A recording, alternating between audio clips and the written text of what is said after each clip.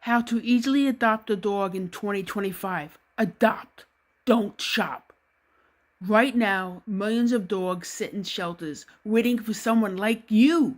Adopting is easy. You can walk into a shelter today and bring home a new best friend. But too many people rush in without thinking, and that's where things go wrong.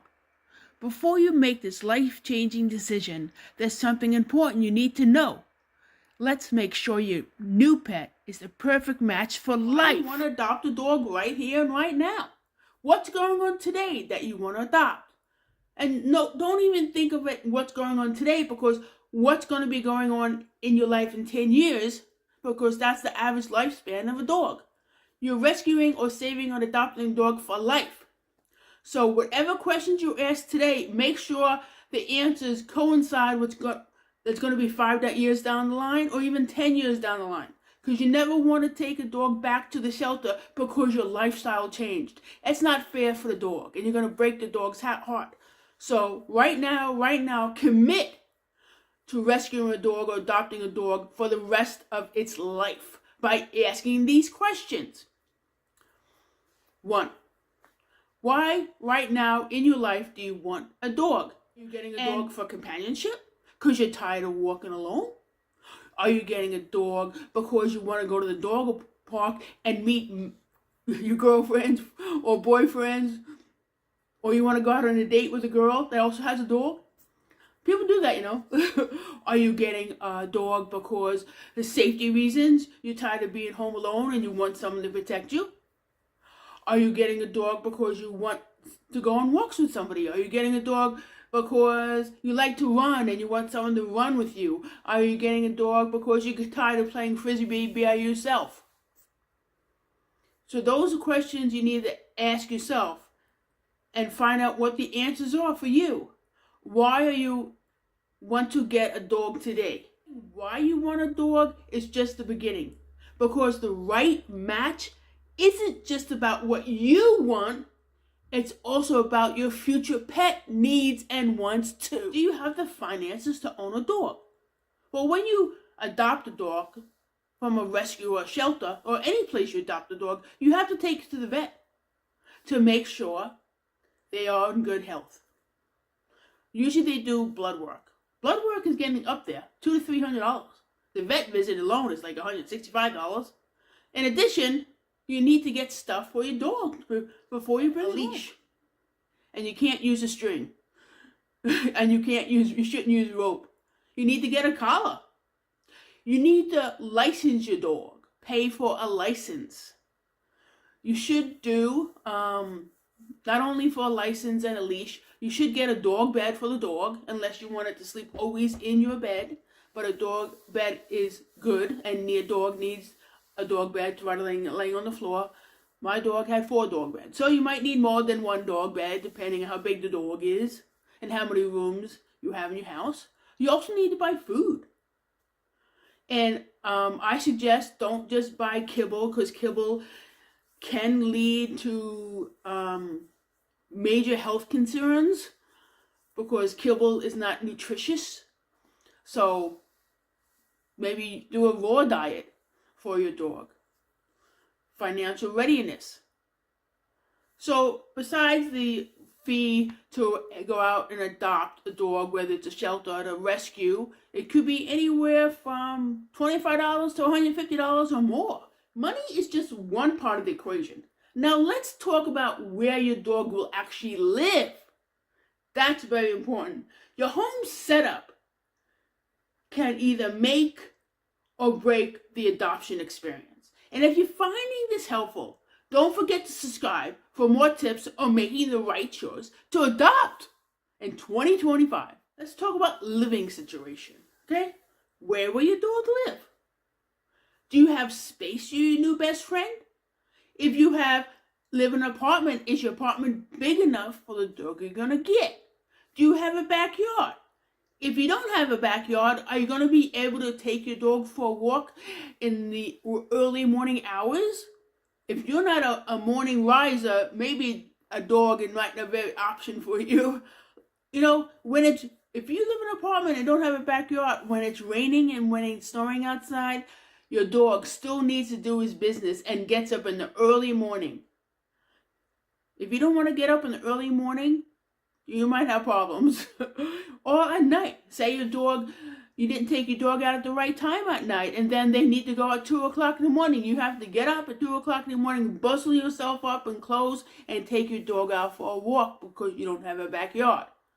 So, where will your dog live? A backyard is very helpful when you have a dog. So this way you don't have to bustle yourself up and take it out on the streets in New York City if you live in an apartment. Backyard is very important. Or do you live in a house with a backyard? With a backyard. And if the house doesn't have stairs, because a lot of dogs don't know how to climb stairs, is it big enough to have the dog? And is there carpet or is there flooring? Is there enough room in the house for your pet to stretch out and play? Is the place where you live, is it suburban area? Is it the suburbs? Is it rural? Is it all city? These different things really need to play into what you're deciding to when you adopt a dog. You really have to decide all these different things, all these different questions that you need to ask. You don't need to tell me the answer. You just need to write down the answers and the questions to decide. Your home sets the stage for your dog's life. But what about the time you actually spend there? Do you actually spend a lot of time in your house? A big backyard doesn't matter if your dog is home alone all day, right? So let's talk about your work schedule and how it impacts your new best friend. Work life. Realistically, how long does your pet stay home alone if you work outside the house?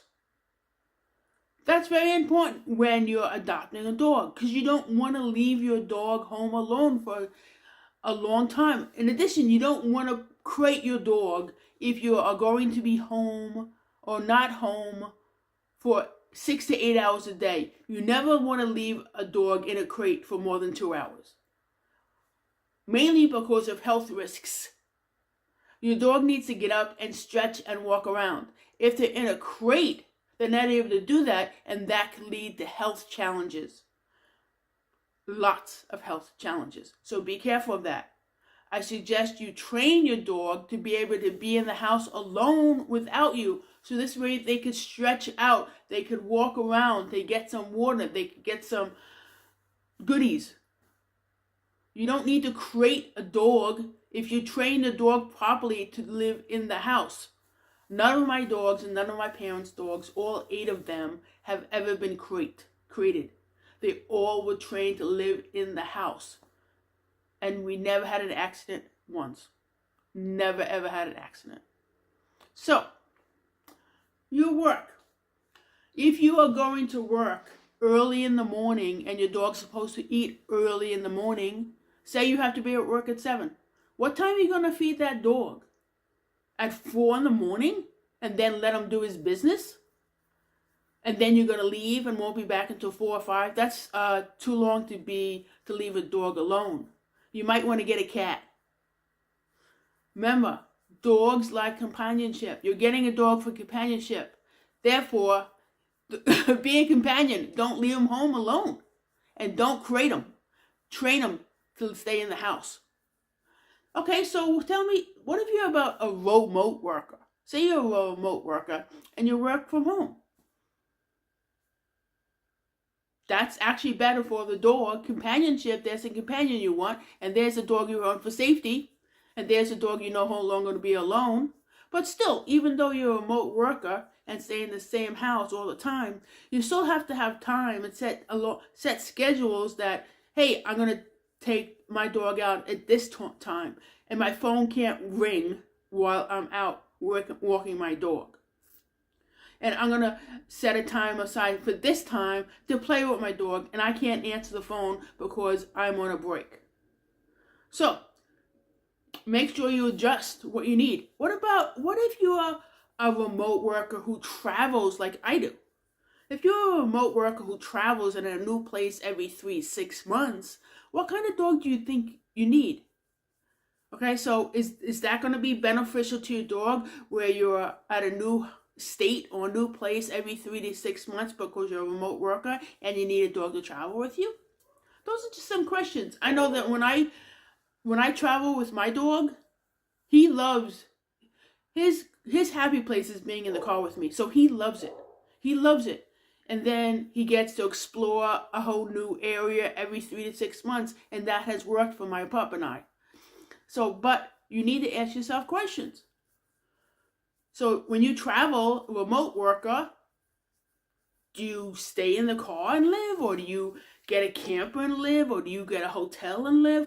All those questions that you ask, whether you're going to be comfortable in the camper, you're going to be comfortable in the car, you're going to be comfortable in the hotel, you have to include your new best friend in all those answers and all those questions to see what's best for your new best friend.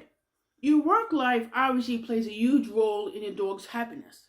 But even if your schedule is packed, there are ways to make it work. Now let's talk about something just as important. Choosing the right animal or dog for your lifestyle. And if you find this helpful, make sure to subscribe so you don't miss more tips to find your perfect match. The right dog isn't just about looks, it's about lifestyle. That's why you just asked all those questions. And if you're still unsure who your perfect match is, don't worry. Just watch the next video linked here to help you decide exactly who will be your next best friend. Click on the link.